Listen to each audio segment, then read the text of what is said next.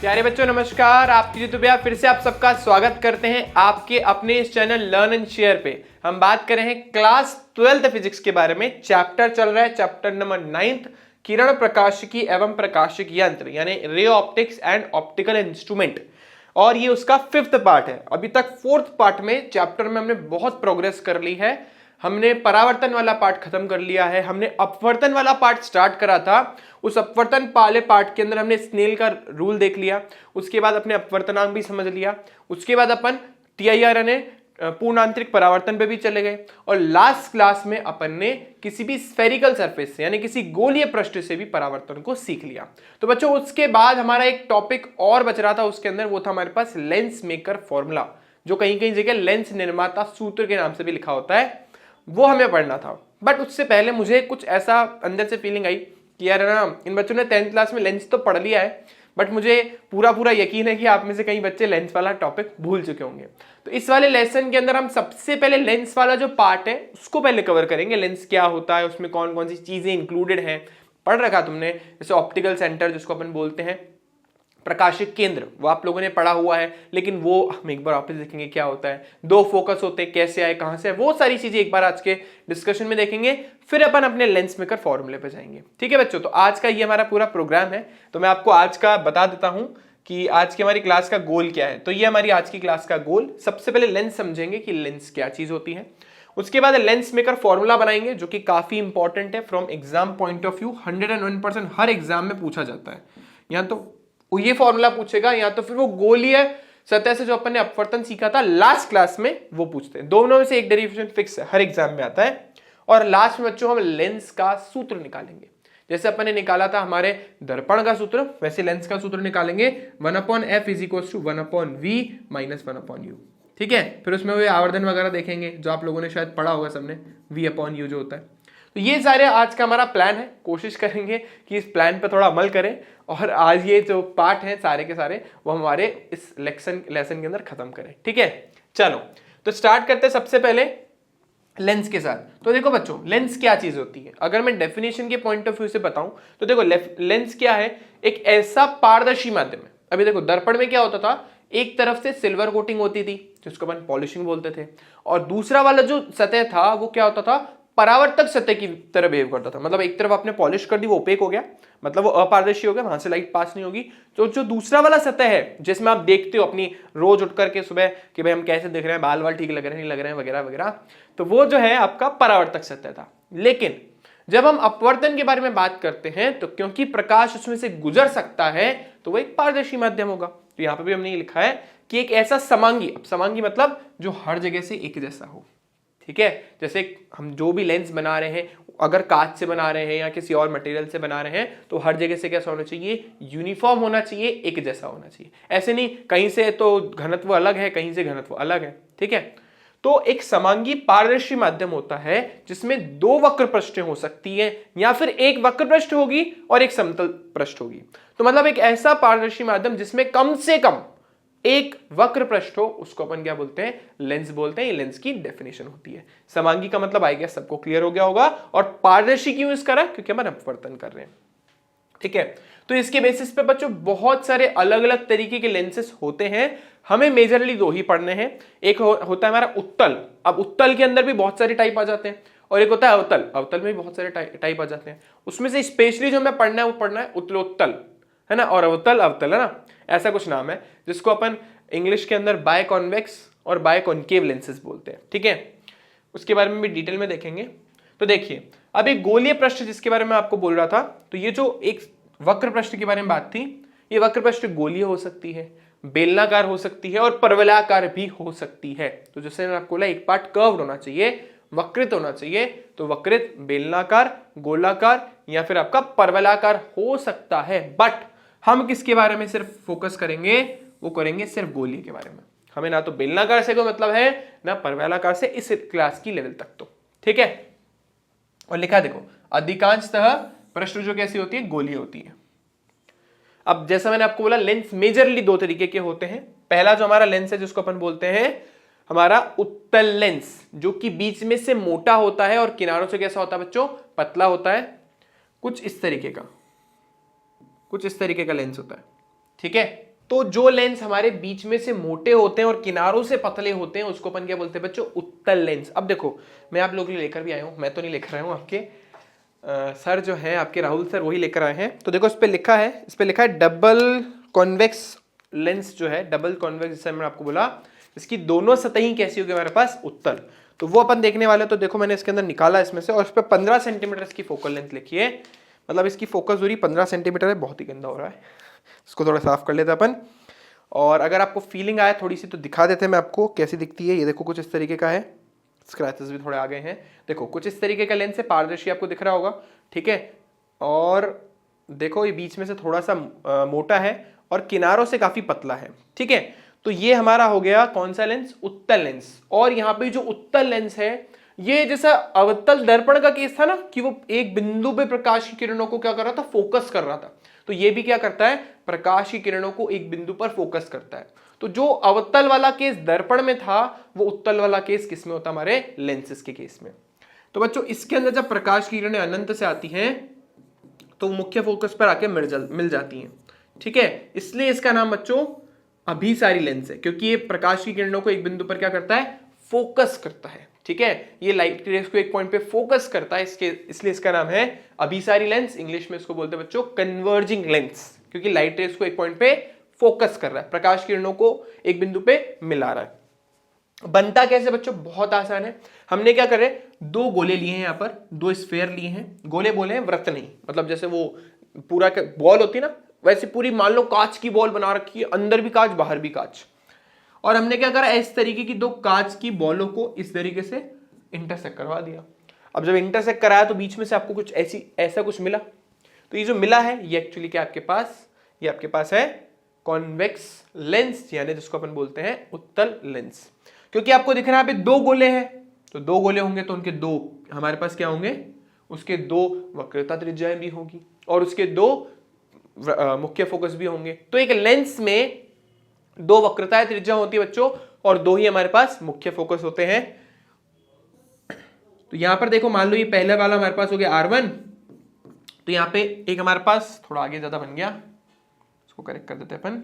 तो इस तरीके का हमारे पास देखो यहां से यहां तक की जो दूरी है हमारे पास, इसको बोलेंगे अपन R1, और यहां पे इसका जो केंद्र होगा इसको अपन बोलेंगे C1।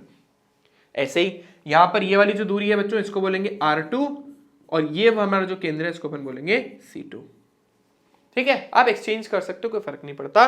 और इसके आधे को अपन क्या बोलेंगे, मुख्य फोकस। तो यहां पर हमारे पास दो मुख्य फोकस हो गए, दो वक्रता त्रिज्याएं हो गई और दो ही वक्रता केंद्र हो गए, ठीक है। यानी दो हमारे पास सेंटर ऑफ कर्वेचर है, दो रेडियस ऑफ कर्वेचर है, दो ही हमारे पास यहाँ पे फोकस है, ठीक है। इसके बारे में अपन डिटेल में थोड़ा बाद में भी बात करेंगे, ठीक है। दूसरा जो हमारा लेंस है जो कि कहां से, बीच में से तो पतला है और कॉर्नर से उसको बना दिया मोटा, यानी कुछ इस तरीके का। तो बच्चों ये हमारा जो लेंस है इसका नाम है अवतल लेंस। वैसे तो इसका नाम होता है बायकॉन्केव, मतलब दोनों तरह से इसकी अवतल है, इसका नाम इसलिए जो इसका नाम है वो अवतल लेंस है, दोनों तरफ अवतल है।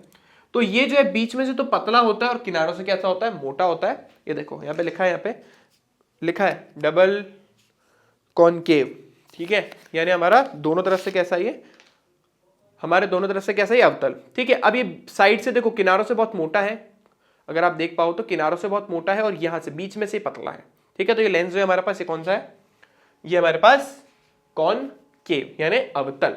अब इसका काम क्या होता है, जब इसके ऊपर प्रकाश की किरणें डाली जाती हैं तो प्रकाश की किरणें जो दूर की तरफ फैल जाती हैं। अब ये दूर की तरफ क्यों फैल रही है, जब अपन प्रिज्म पढ़ लेंगे तब हमें समझ आएगा। जब हम प्रिज्म का पढ़ लेंगे ना तब मैं आपको बताऊंगा कि लाइट रे को फैला क्यों रहा है और वो लाइट रे को एक पॉइंट पे फोकस क्यों कर रहा था, प्रिज्म में हमें समझ आ जाएगा। तो यहां पर ये क्या कर रहा है, प्रकाश किरणों को फैला रहा है, ठीक है। तो इसलिए क्योंकि फैला रहा है इसलिए इसका नाम क्या पड़ गया, अपसारी लेंस, जिसको अपन बोलते हैं बच्चों जिसको हम बोलते हैं डायवर्जिंग लेंस, ठीक है। इसलिए इसका नाम क्या पड़ा हमारा, डायवर्जिंग लेंस, अपसारी लेंस। तो यहां पर हमने बेसिकली दो मेजर पार्ट कर दिए हैं लेंसेस के, एक है तरफ है हमारे पास अभिसारी यानी उत्तल और एक तरफ हमारे पास अपसारी यानी अवतल, ठीक है। ज्यादा डिटेल में थोड़ा बात नहीं करेंगे क्योंकि ऑब्वियसली हमें पता ही है कि हम 10th में पढ़ कर आए हैं। तो जैसा मैंने आपको बोला कि मैं आपको थोड़ा डिटेल में बताने वाला हूं, तो बच्चों देखो ये हमारे पास, जैसे मैंने आपको बोला दो गोले हैं हमारे पास, इन दो गोलों को जब अपन मिक्स करा इस तरीके से तो जो लेंस बना वो कौन सा था बच्चों, कैसा है, दोनों तरफ से उत्तल है ना, इसलिए इसका नाम होता है बच्चों उत्तलोत्तल। संधि विच्छेद करो तो समझ आएगा, उत्तल प्लस उत्तल, यानी दोनों सतहें क्योंकि उत्तल है मतलब उभरी हुई है, इसलिए इसका नाम क्या पड़ गया, उत्तलोत्तल, या इसको इंग्लिश में अपन बाय कॉन्वेक्स लेंस भी बोलते हैं। ठीक है ना, दोनों तरफ से कॉन्वेक्स है ना, इसलिए उसका नाम पड़ गया बाय कॉन्वेक्स, दोनों तरफ से उत्तल है।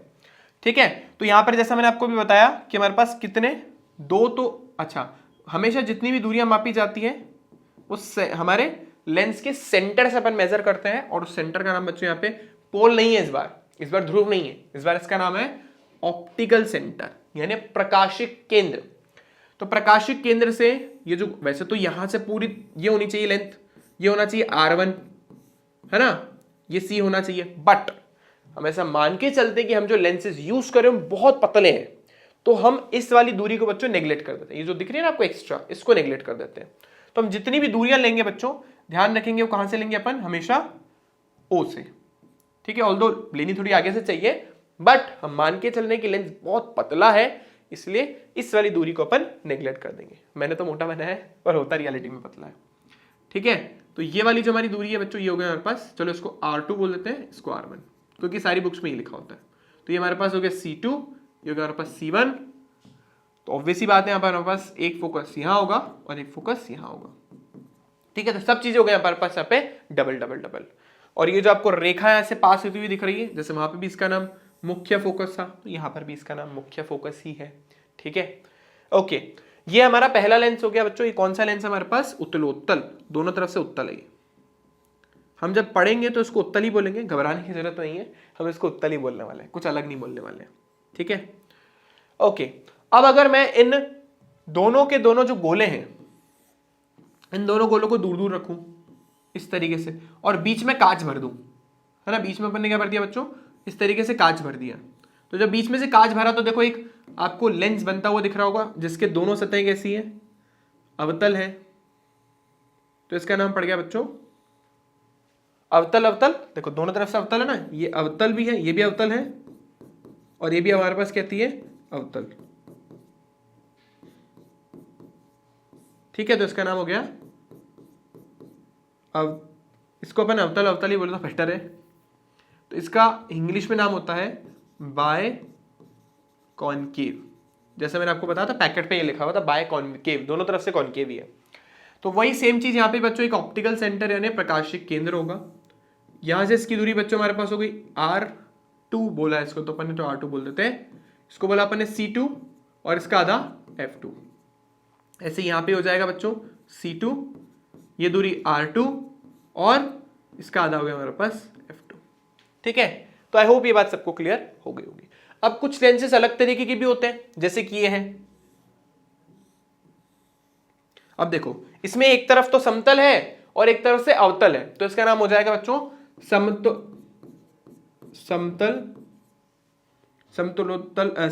और अवतल। ठीक है, तो इसको मिक्स करके बन गया समतलावतल। ठीक है, अजीब सा है प्रोनाउंसिएशन, तो समतलावतल है इसका नाम, यानी समतल प्लस अवतल। ठीक है, समतल प्लस अवतल, ऐसे बनाइए, संधि विच्छेद करके लिख दिया मैंने इसका। तो आपको ये समझ आ रहा होगा, एक तरफ कैसा है फ्लैट सरफेस है, समतल है, और एक तरफ से कैसा है इसका अवतल सतह, इसलिए इसका नाम ऐसा पड़ा। इंग्लिश में इसको बोलते हैं बच्चों प्लेनो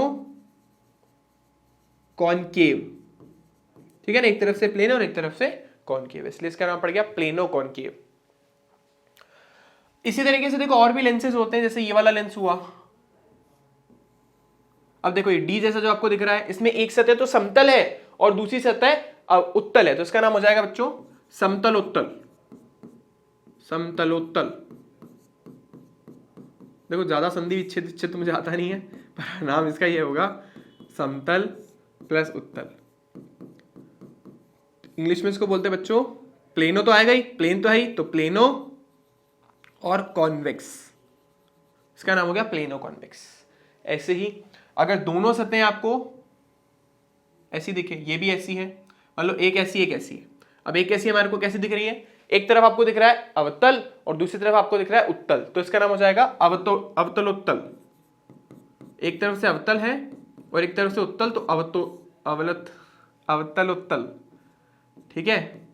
इंग्लिश में इसको बोलते हैं कॉनकेवो कॉन्वेक्स, ठीक है। दो सतहें इसमें, एक है हमारे पास अवतल और फिर दूसरी है उत्तल। बड़े खतरनाक नाम है नहीं। चलो, आई होप ये सबको क्लियर हो गई होगी। बेसिकली हमें मेन फोकस किस पे रखना है, इन दोनों पे, ठीक है। बाकी सारी चीजें ठीक है, एक्स्ट्रा के लिए बढ़िया है, लेकिन हमें मेन फोकस इन दोनों पे रखना है। चलो आगे चलते हैं। अब कुछ डेफिनेशंस जो आप में से कई बच्चों को ऑलरेडी पता होगी और मैं पीछे बता के भी आया हूं, पर फिर भी एक बार के लिए देख लेते हैं तुम्हारी आत्मसंतुष्टि के लिए।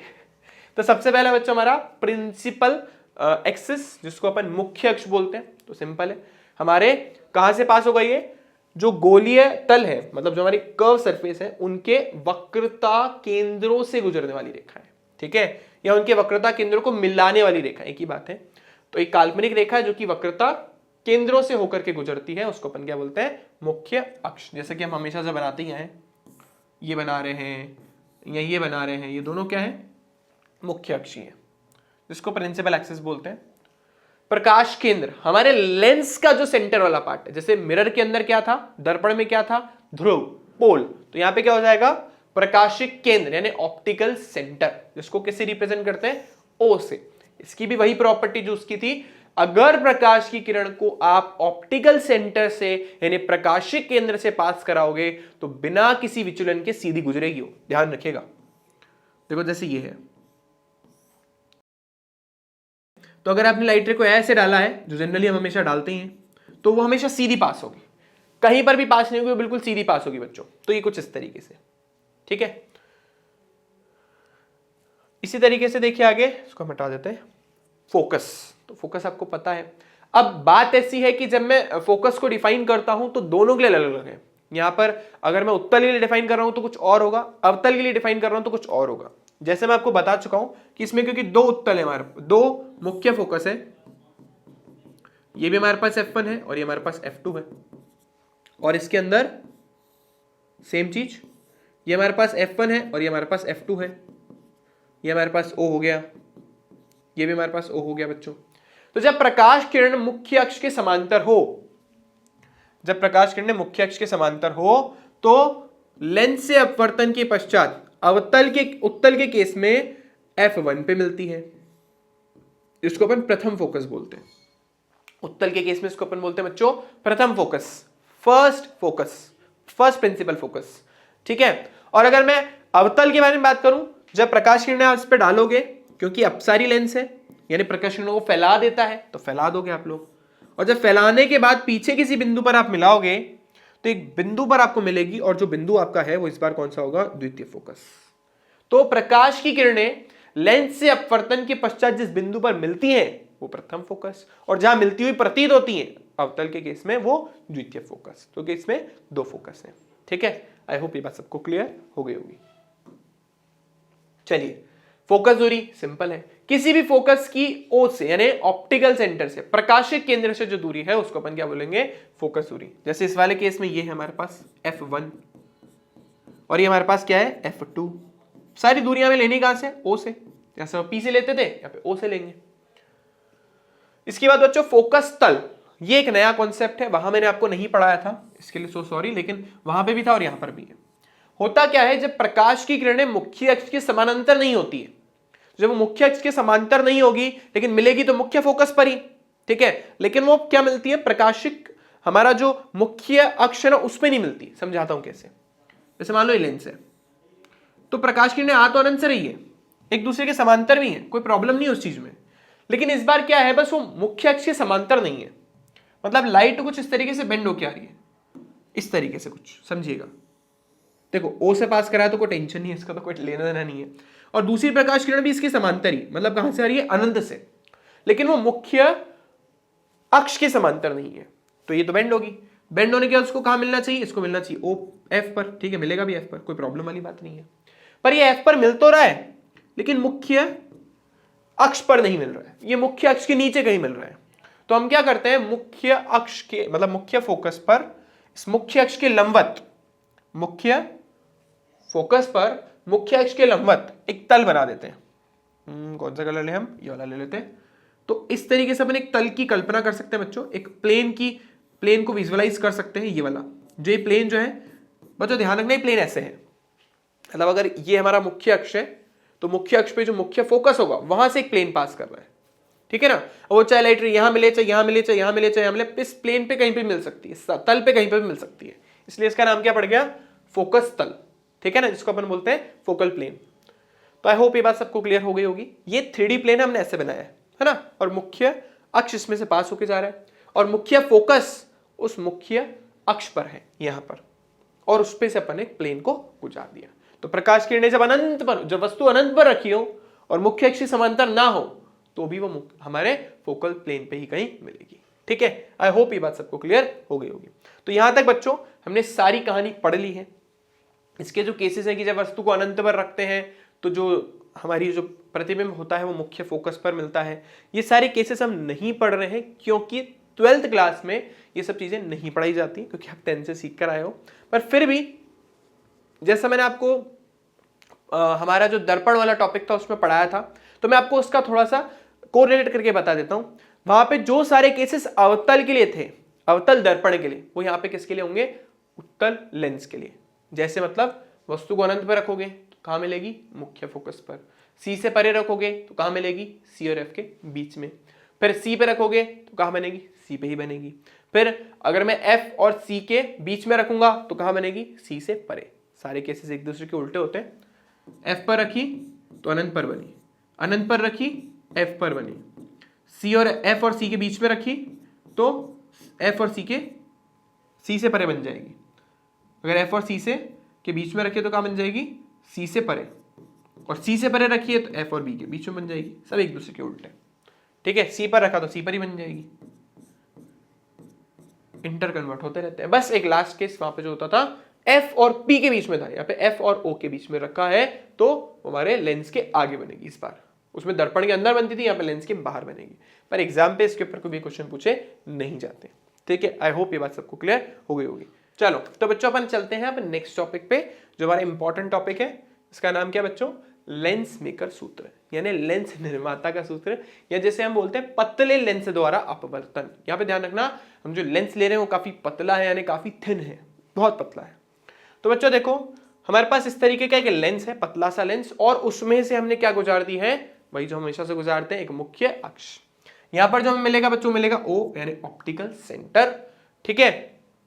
अब हम क्या करने वाले हैं, हम वस्तु को रखने वाले हैं यहां पर और देखते हैं उससे अपवर्तन किस तरीके से होता है, ठीक है। तो मान लो कि इसके आसपास जो भी वातावरण है उसका अपवर्तनांक कितना बच्चों, n1। तो आसपास जो भी मीडियम है, चाहे वो जल रहा हो, चाहे वायु रही हो, या कुछ भी रहा हो, वो हमारे पास n1 हो गया।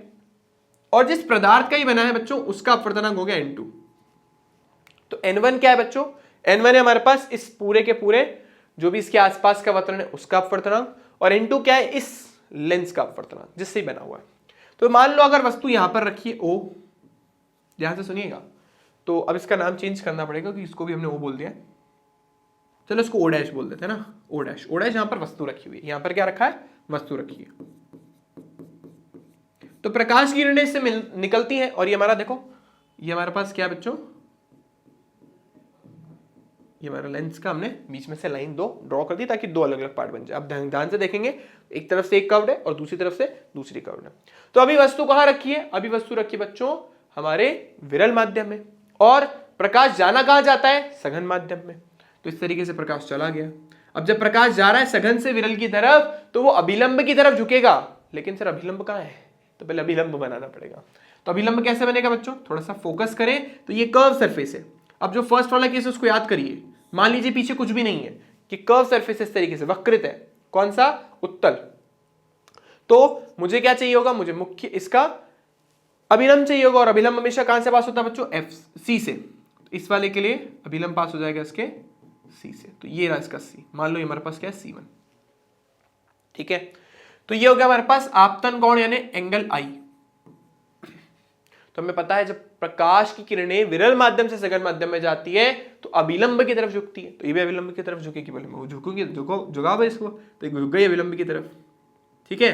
देखो जाना कैसे था, इसको जाना था ऐसे ऊपर की तरफ, लेकिन देखो नीचे झुक गई, पहले यूं गई, यूं बेंड हो गई। अब वापस दूसरी सतह आ गई। तो बच्चों दूसरी वाली सतह में देखो वापस इस बार वापस समझिएगा, दूसरी वाली सतह के लिए अब लाइट जो है वो ऐसे आ रही है, और ये सतह कैसी होगी इस वाली के लिए, अंदर से देखिए, अंदर से सतह होगा हमारे पास अवतल, ठीक है ना। वस्तु कहां रखी हुई है, वस्तु रखी है इस बार, देखो जो हमने दो केसेस पढ़े थे, पहला वाला केस पढ़ा था जब वस्तु कहां रखी हो, विरल माध्यम में, और इमेज क्या बन रही है उसकी, सघन माध्यम में, कुछ ऐसा। दूसरा वाला केस क्या पढ़ा था, वस्तु कहां रखी है, सघन माध्यम में, और इमेज क्या बन रही है उसकी, विरल माध्यम में, कुछ ऐसा। तो यहां पे भी सेम केस, वस्तु कहां रखी है, विरल माध्यम में, प्रतिबिंब का बनेगा सघन के अंदर। अब वस्तु कहां रखी है, सघन माध्यम में, प्रतिबिंब का बनेगा विरल में। तो अब ये क्या करेगी, वापस दूसरी वाली सतह के लिए जो आपका एक और हमें यही तो करना है हमें, क्योंकि हम विरल सघन से विरल में जा रहे हैं, तो ये अभिलंब से दूर की तरफ हटेगी, लेकिन अभिलंब तो बनाना पड़ेगा। इस वाली सतह के लिए अभिलंब यहां कहीं बनेगा, है ना, इस वाली सतह की, इस कर्व वाली को,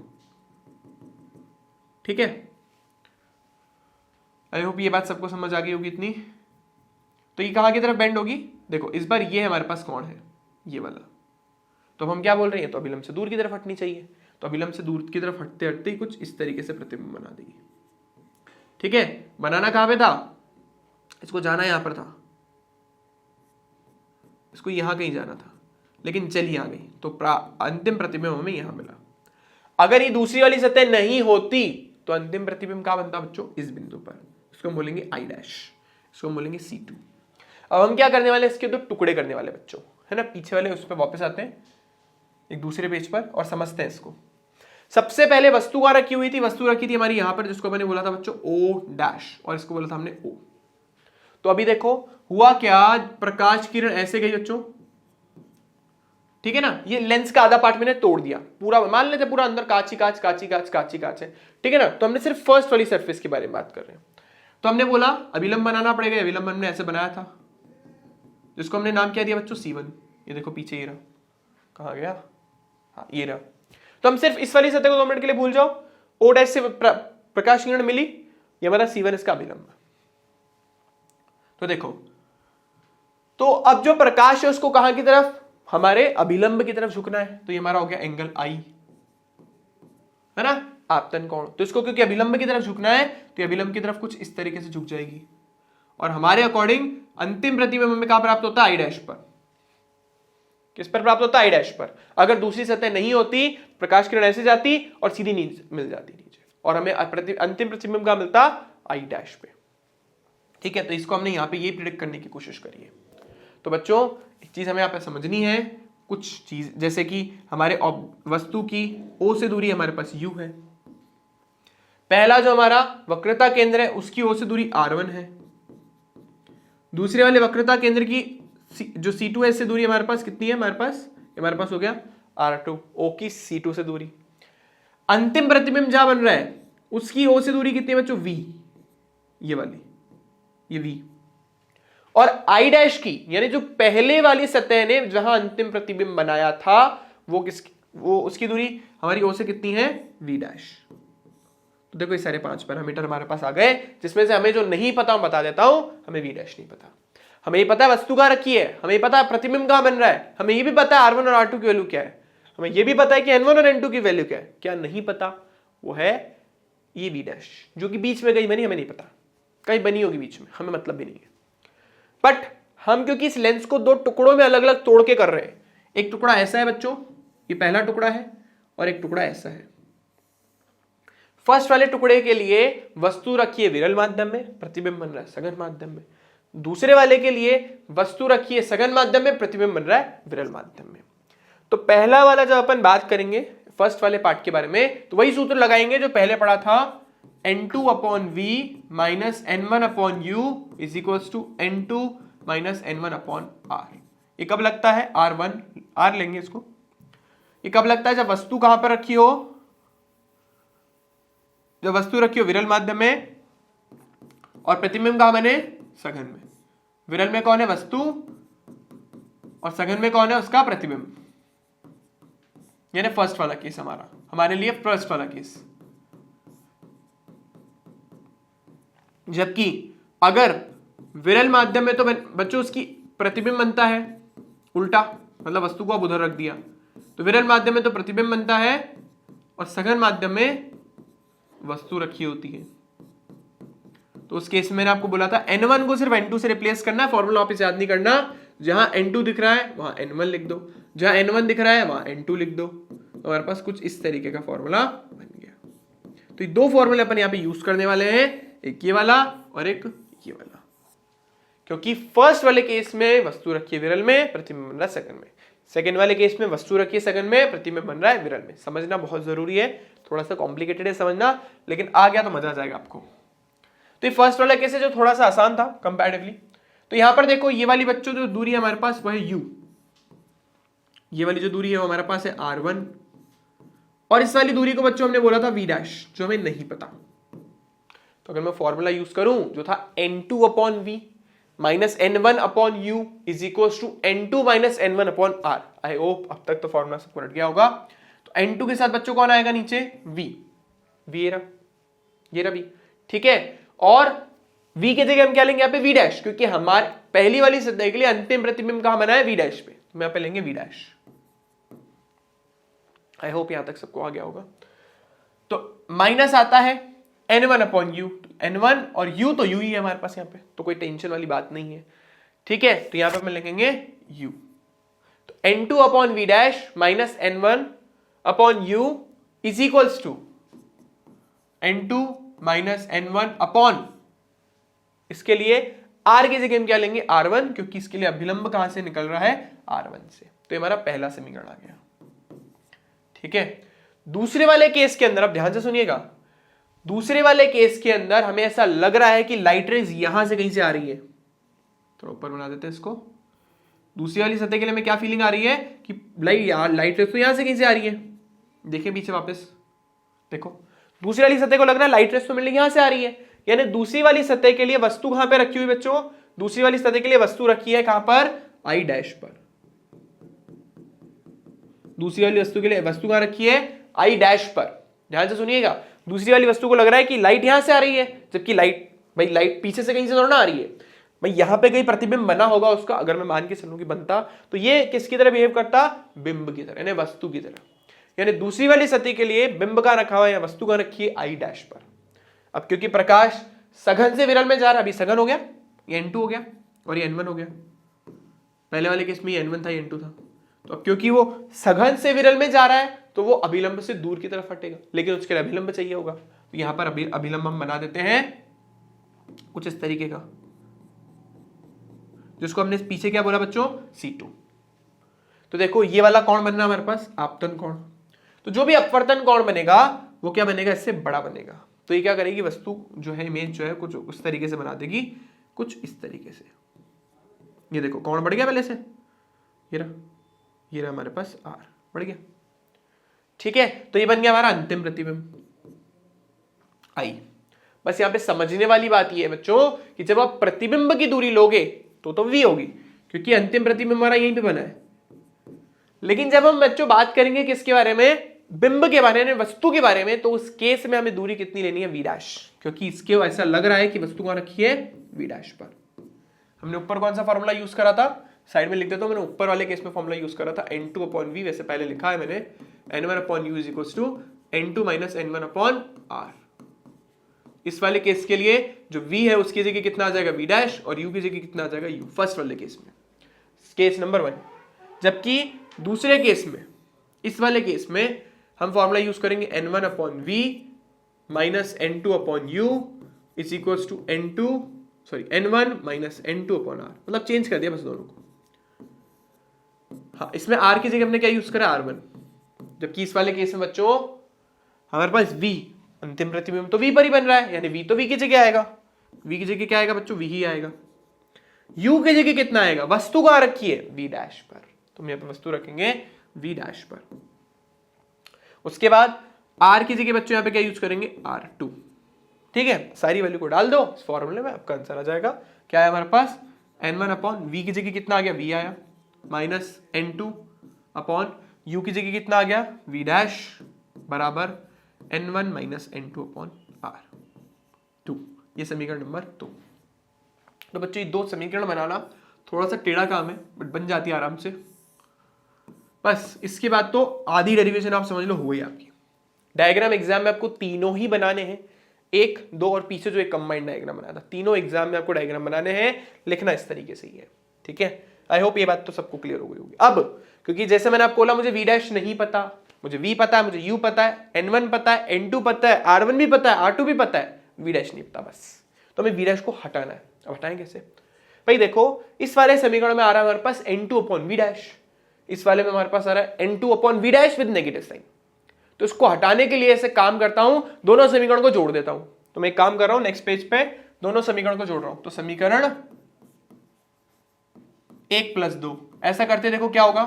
पहली समीकरण क्या है हमारे पास, n2 upon v dash minus n1 upon u, ये लेफ्ट वाला पार्ट, इसमें जोड़ा अपन ने किसको, minus n2 upon v dash, ये हमारा हुआ लेफ्ट वाला पार्ट, सिर्फ लेफ्ट लेफ्ट जोड़ा है, इसका लेफ्ट इसका लेफ्ट। अब राइट राइट जोड़ेंगे, वहां पे आ रहा है हमारे पास n2 minus n1 upon r1 plus n1 minus n2 upon r2। I hope यहां तक बात सबको समझ आ गई होगी। अब बच्चों उसको खोलेंगे तो साफ साफ दिख रहा है v डैश वाली टर्म को खा जाएगी, जो हमें चाहिए ही नहीं थी कभी। ठीक है, देखो यहां पे अपन लिख देते हैं n2 upon v dash minus n1 upon u plus n1 upon v minus n2 upon v dash is equals to. अब देखिए यहां पे भी कमाल की बात है, दोनों में सेम नहीं आ रहा, तो मैं माइनस कॉमन ले लेता हूं इसमें से, ताकि दोनों तरफ सेम हो जाए। जब मैं ऊपर वाली बेटा जो इक्वेशन है उसमें से माइनस कॉमन लूंगा, घटाव का चिन्ह बाहर लूंगा, तो अंदर के चिन्ह हो जाएंगे परिवर्तित, यानी हो जाएंगे n2 माइनस n1, ताकि हमारा ऊपर वाला पार्ट क्या आ जाए, सेम आ जाए। तो माइनस का चिन्ह कॉमन लेते ही ये ऋणात्मक हो गया और ये धनात्मक हो गया। अब देखो ये तो मर गए, ये तो हमें चाहिए ही नहीं थे वैसे भी। अब इन दोनों में से बच्चों n1 आ रहा है कॉमन और v वाला हमारा प्लस है, तो n1 हमने कॉमन लिया, अंदर v वाला प्लस आएगा और u वाला हमारा माइनस। उन दोनों में से भी हम n2 माइनस n1 कॉमन ले लेते हैं, अंदर बच्चों हमारे पास बच रहा है 1 upon r1 minus 1 upon r2, सिर्फ कॉमन लिया है, ऊपर कुछ भी नहीं था, तो जिसका कुछ नहीं होता उसका एक होता है, भगवान होता है, तो ऊपर एक लगा दिया, ऊपर वाली टर्म में से कॉमन लिया। इसमें से भी ऊपर वाली में से कॉमन लिया, कुछ भी नहीं बचा ना ऊपर, एक एक लिख दिया। ठीक है, चलो अब बच्चों ये जो n1 है ना यहाँ पे अच्छा नहीं दिख रहा है, तो n1 को उधर ले जाते हैं। हमारे पास हो गया 1 upon v minus 1 upon u is equals to n2 minus n1। क्योंकि यहाँ पे गुणा में था, वहां पे जाके पूरी तरीके से किस में आ जाएगा, भाग में, भाग में ले गए हम, एक टर्म ये और एक टर्म ये। अब n1 को दोनों के साथ स्प्लिट कर दो, तो ये हमारे पास हो गया n2 upon n1 minus n1 upon n1, अंदर हमारे पास आ गया 1 upon r1 minus 1 upon r2, और ये हमारे पास आ गया 1 upon v minus 1 upon u। मैं देखो बड़ा बड़ा के पास स्टेप लिख रहा हूं, आपके एग्जाम में आए डेरिवेशन तो आप स्टेप्स को स्किप कर सकते हो, मैथमेटिक्स नहीं करें अपन फिजिक्स करें। ठीक है, तो कुछ मैथमेटिकल स्टेप एक दो स्किप करोगे तो चल जाएगा। ऐसे नहीं दोनों इक्वेशन उड़ा था तुम, तो बोले दोनों इक्वेशन को ऐड कर ही आ गया, ऐसे भी मत करना, एक दो स्टेप आप स्किप कर सकते हो। चलो तो आपका n1 से n1 कैंसिल। ठीक है, तो देखो यहां हमारे पास आ रहा है 1 upon v minus 1 upon u। अब देखो वैसे तो मैं आपको फॉर्मूला डेराइव करवाऊंगा, लेकिन आपको पता है 1 upon v minus 1 upon u जो होता है 1 अपॉन f के बराबर होता है। लेकिन इस केस में हम बोलेंगे अगर वस्तु अनंत पे रखी हो, मतलब u कहां पे हो, अनंत पर, मतलब वस्तु अनंत पर हो, प्रतिबिंब कहां बनेगा, मुख्य फोकस पर, यानी फोकस दूरी पर।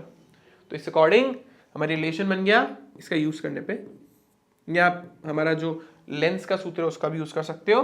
1 अपॉन f बच्चों आया हमारे पास, यहाँ पे देखो n2 अपॉन n1 लिखा है, आप इसको लिख सकते हो n21, इसको आप लिख सकते हो n21 माइनस 1, और अंदर बचा हमारे पास 1 upon r1 minus 1 upon r2।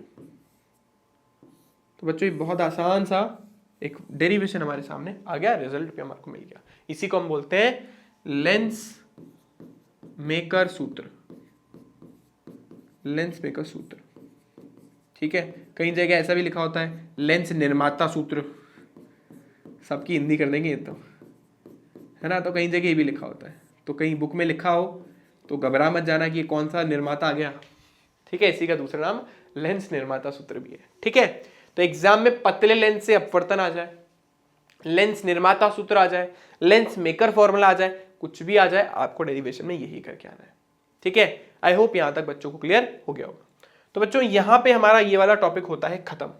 तो हमने आज के 2 टास्क को खत्म कर लिए। पहला लेंस पढ़ लिया, उसके बाद अपन ने लेंस मेकर फॉर्मूला भी डिराइव कर दिया। अब हमारा थर्ड चीज जो यहाँ पे आ रही है बच्चों, वो है हमारे पास लेंस सूत्र। जैसे मिरर सूत्र अपन ने व्युत्पन्न किया था ना, वैसे ही होगा, ये उल्टा उससे ज्यादा इजी है, ठीक है ना। यहाँ पे जब अपन लेंस फॉर्मूला डिराइव करते हैं तो ये वाला फॉर्मूला उससे ज्यादा इजी डिराइव करना। तो हमारे पास क्योंकि 2 तरीके के लेंस होते हैं, एक उत्तल होता है, एक अवतल होता है। तो उत्तल का मैं करूंगा, अवतल का आपको करना है होमवर्क में, पर मैं आपको हिंट दे दूंगा कैसे करना है, ठीक है। तो देखो बच्चों, ये हमारे पास हो गया उत्तल लेंस, ये हो गया बच्चा इसका O। हम मान के चल रहे हैं कि भाई हमारी जो वस्तु है वो यहां कहीं रखी, इसका चलो ये F1 बोल दिया अपन ने, C1, ये F2 और ये हमारा C2, ठीक है। वस्तु को मान लो हमने इसके बीच में रखा है, तो जब वस्तु बीच में रखी है तो प्रतिबिंब हमारा C से परे बनना चाहिए, ठीक है। जब भी हम इस तरीके के कोई भी लेंस हो, अगर उससे इमेज फॉर्मेशन कर रहे हैं, प्रतिबिंब बना रहे हैं, तो एक प्रकाश किरण को तो हमेशा ध्यान रखना O से पास कराना है, टेंशन ही नहीं, O से सीधी सीधी जाएगी बिना किसी विचलन के। तो एक तो अपन पास करा देते हैं O से, तो झंझट ही खत्म। ये देखो O से पास कराई बिना किसी प्रॉब्लम के, गई नीचे। दूसरी, मुख्य अक्ष के समांतर रखो यार, तो मुख्य अक्ष के समांतर गई तो मुख्य फोकस से पास हो गई, ये मुख्य फोकस से पास हो गई, तो ये मिल गई कहीं ना कहीं। जहां मिली है वहां पे अपन प्रतिबिंब बना देते हैं। तो यहां इसको थोड़ा बढ़ा दे पहले, हमारा यहां पे बन गया प्रतिबिंब, इसको हम बोल देते हैं A', B', प्रतिबिंब उल्टा बनना था, बन गया। तो बच्चों अब जो है कुछ पैरामीटर्स हमें डिफाइन करने हैं, जैसे कि वस्तु की O से दूरी U हो गई, प्रतिबिंब की O से दूरी V हो गई, F की O से दूरी F हो गई, स्मॉल f, ठीक है। इन 3 चीजों में रिलेशन चाहिए। तो अपने को U में, V में और F में संबंध निकालना है। तो अपन क्या करेंगे, वही ट्राइंगल लेंगे जिसमें तीनों आ रहे हैं। तो अब देखो क्या करेंगे अपन, देखो एक ट्राइंगल तो मुझे साफ साफ दिख रहा है भाई, मेरी नजरों के सामने ये ट्राइंगल ये रहा, देखो एक तो ये रहा और दूसरा इसी का भाई ये रहा, देखो इसमें V हमारे को दिख रहा है, ये रहा, ये आ गया हमारे पास, ठीक है। और ये दोनों ट्राइंगल से हमारे सिमिलर यानी समरूप भी हो जाएंगे। एक हमें दिख रहा है शीर्षाभिमुख कोण, जिसको अपन बोलते हैं वर्टिकल अपोजिट एंगल, और एक हमें दिख रहा है 90 डिग्री कोण, ये रहा। तो 2 कोण बराबर हो गए, मतलब दोनों त्रिभुज कैसे हैं, सर्वसम है, ठीक है। समरूप है मतलब सर्वसम नहीं, समरूप है, सिमिलर है ना। हमें बड़ी कंफ्यूजन हो जाती है हिंदी में, सिमिलर और कॉन्ग्रुएंसी है ना, तो हमें यहाँ पे सिमिलरिटी प्रूफ करनी है। तो देखो हम बोलेंगे त्रिभुज APO समरूप है किसके, त्रिभुज A', B' O के। बच्चों ऑर्डर का ध्यान रखना,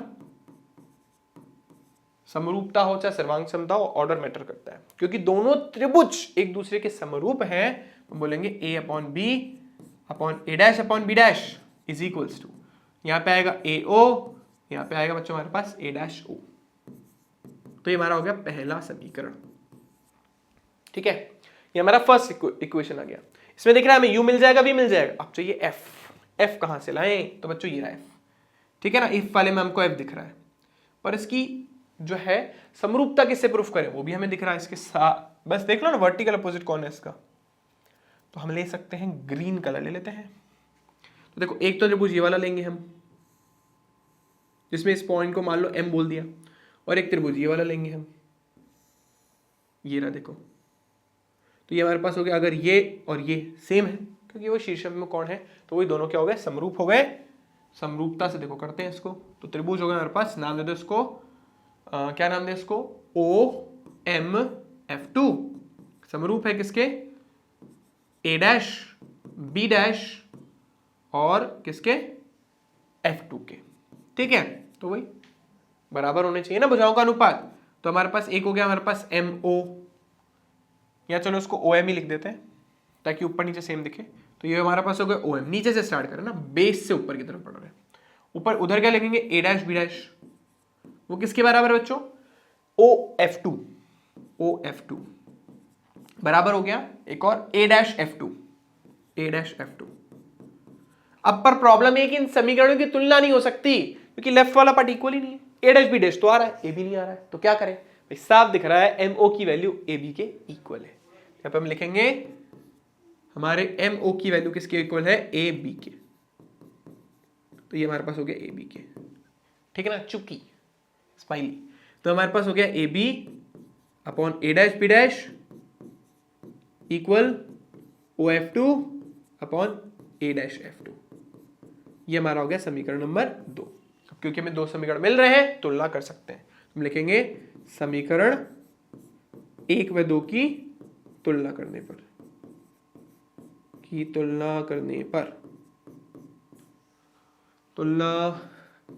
अब हम तुलना करेंगे तो लेफ्ट वाला पार्ट तो इक्वल है, तो राइट वाले पार्ट को कंपेयर कर लो, सिंपल। तो देखो क्या है हमारे पास, जगह नहीं है तो देखो यहां पे बता देता हूं आपको, ए ओ आ रहा है, ए डैश ओ आ रहा है, यहाँ पे ओ एफ टू आ रहा है, ए डैश एफ टू आ रहा है। चलो इससे पहले इनकी वैल्यूज भी लिख देते हैं।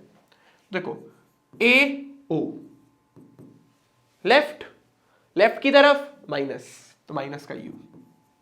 ए डैश ओ कहां पर है, राइट में, तो क्या होगा हमारे पास वी प्लस का, क्योंकि राइट में है। ओ एफ टू राइट में है, प्लस का एफ, और एक क्या चाहिए हमको, ए डैश एफ टू। तो हमारे पास ए डैश एफ टू, क्योंकि वापस राइट में है तो कोई टेंशन नहीं है। अब देखो ए डैश एफ टू चाहिए, ए डैश एफ टू, तो मैं क्या करूंगा, इस v में से इस f को माइनस कर दूंगा, मुझे ये चाहिए ना, तो इस v में से इस f को माइनस कर दूंगा, मैं लिखूंगा v माइनस एफ।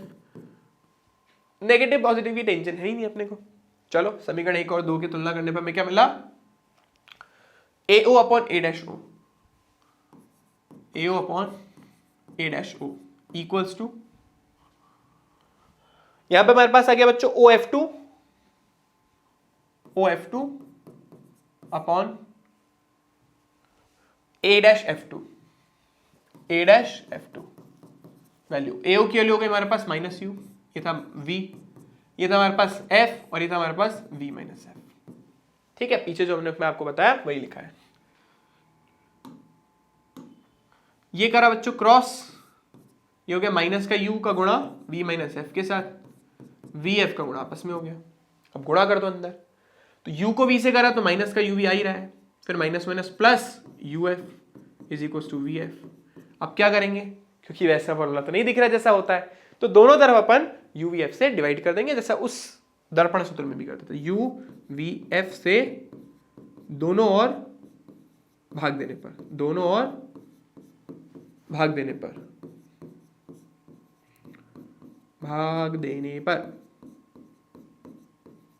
तो बच्चों भाग दिया अपन ने, तो मिला माइनस का uv upon uvf plus uf upon uvf equals to vf upon uvf। बस हो गया हमारा काम मोस्टली। तो देखो ये v से हमारा v कैंसिल, f से हमारा f कैंसिल, u से u कैंसिल, f से f कैंसिल, u से u कैंसिल, v से v कैंसिल। क्या बचा, माइनस का 1 upon f is equals two plus का है हमारे पास बीच में, उसको करेक्ट कर देता हूं मैं, प्लस का 1 upon v is equals to, यहां पे हमारे पास आ गया 1 अपॉन u।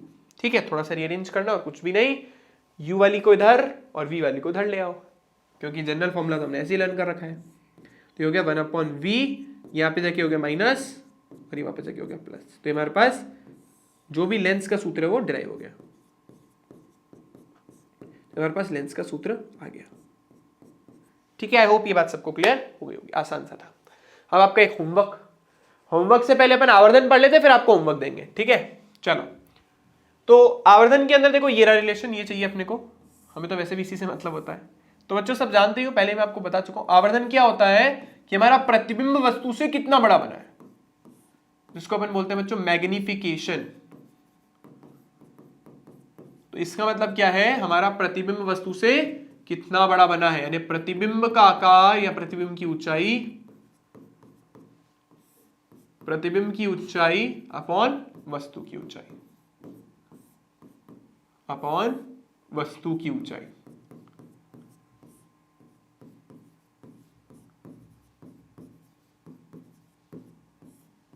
ठीक है, अब इसको लिखते हैं बच्चों स्मॉल m से, वो किसकी इक्वल हो गया, h डैश अपॉन h की।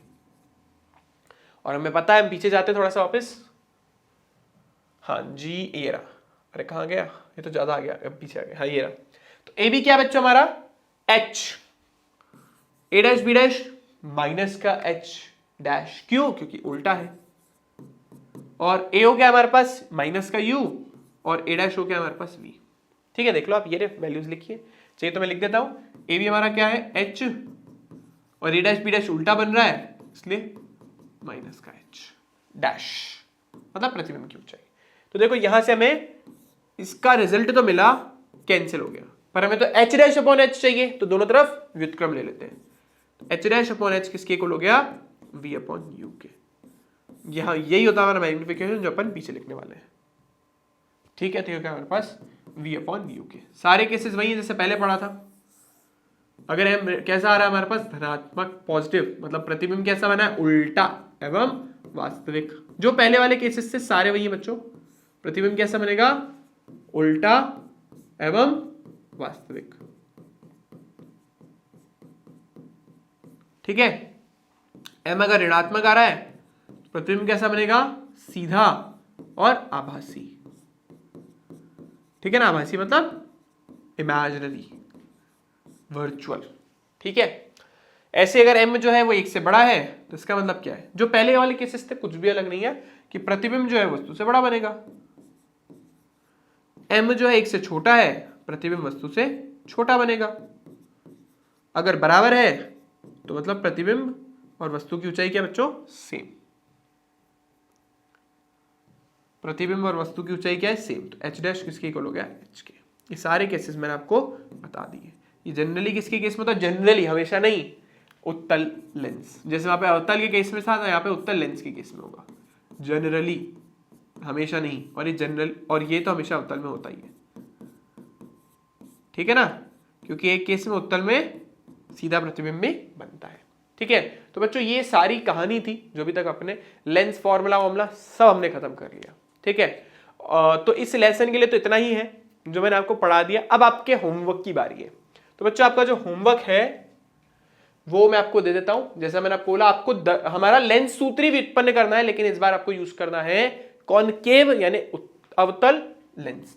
तो देखो मैं आपको डायग्राम बना के दे देता हूं, बाकी आपकी होमवर्क की कहानी को आपको ही आगे बढ़ाना पड़ेगा। तो ये हमने करा इस तरीके से, ये O हो गया हमारे पास, ये हमारे पास हो गया F1 C1 F2 C2। वस्तु को जहां दिल करे वहां रख दो, जैसे यहां रख दिया मैंने, इसको ए भी मार्क करा। मैंने बोला एक प्रकाश किरण हमेशा मुख्य अक्ष के समांतर, वो कहां पे जाएगी मुख्य फोकस से, बट क्योंकि प्रकाश किरणों को फैलाता है तो ये फैलाएगा तो सही, लेकिन जाएगी कहां से, इसकी कहां से प्रतीत होती हुई जाएगी एफ से। और एक को हमेशा कहां से पास करवाना अपने को, हमेशा किससे पास कराना अपने को ओ से। तो देखो ओ से पास हो गई, ओ से गुजरी, प्रतिबिंब हमारा कहां बना बच्चों, हमारा प्रतिबिंब बना यहां कहीं, इसको अपन बोल रहे हैं ए डैश बी डैश। बच्चों इसमें सारे पैरामीटर में से जैसे ये वाला हो गया हमारे पास u, ये हो गया हमारे पास जहां प्रतिबिंब बना है वो हमारे पास हो गया v, ये हो गया हमारे पास f। क्योंकि इस बार सारी चीजें लेफ्ट में ही है तो सब कैसे आएंगे नेगेटिव। त्रिभुज आपको कौन कौन से लेने हैं, देखो एक तो त्रिभुज आप लोगे ए बी ओ, तो आपको पता एक तो अपन ए बी ओ लेते हैं, ये रहा देखो बताता हूं मैं आप लोगों को हाईलाइट करके, ये रहा ए बी ओ है ना, एक तो ये ए बी हो गया, और एक इसी का छोटू सा भाई दिख रहा होगा आपको इसी के पास ही जो भी कट गया बेचारा इसके चक्कर में, ये वाला ए डैश बी डैश ओ। ये दोनों में एक कॉमन एंगल है, एक लंबड़ी रेखा कोण है। ये त्रिभुज आपको समरूप करना है ए डैश बी डैश ओ के। एक तो यहां से एक रिलेशन आएगा, एक मैंने बता दिया, करूंगा नहीं मैं, सोचना मत सर वापस कर देंगे डेरिवेशन, होमवर्क तो आप ही को करना ना। और एक जो त्रिभुज है बच्चों वो अपने को बनाना है एफ के साथ, तो एफ के साथ एक त्रिभुज आपको दिख रहा होगा, ग्रीन कलर ले सकते हैं हम, ये रहा, ये रहा, एक ये रहा त्रिभुज, ये और इसको नाम दे देते हैं वही एम। एक हो गया हमारे पास त्रिभुज ओ एम एफ वन, ये समरूप करोगे। एक दूसरा त्रिभुज दिख रहा होगा, किसके समरूप करोगे बच्चों, एक और दूसरा त्रिभुज अगर आपको दिख रहा है जिसके अंदर हमारे पास क्या आ रहा है, ये A dash B dash A dash B dash F one. ठीक है ना, इन दो त्रिभुज को आप समरूप करोगे तो इक्वेशन आएगी, एम ओ की जगह आपको ए बी रखना है, दोनों की तुलना करोगे, जो आना था वो आ जाएगा। ठीक है, तो ये आपका हो गया होमवर्क। मैं लिख देता हूं पे डू इट योरसेल्फ, और जिसका हो जाए कमेंट करके बताना भाई जिसका सक्सेसफुली हो गया है।